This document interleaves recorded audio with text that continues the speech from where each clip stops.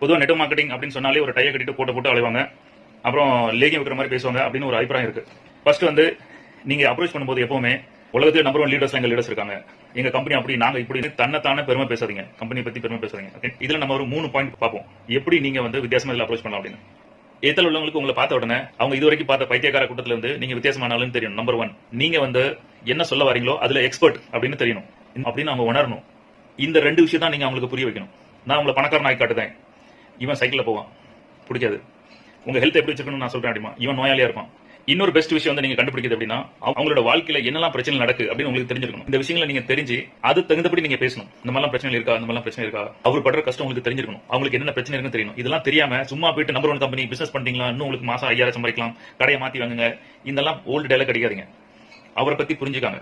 நான் கூட புரிஞ்சுக்கிட்டீங்க, பிராக்டிஸ் பண்ணீங்கன்னா உங்க அப்ரோச்சும் நீங்க சேல்ஸ் க்ளோசிங்கும் உங்க பிசினஸ் டெவலப்புக்கு ரொம்ப உதவும்.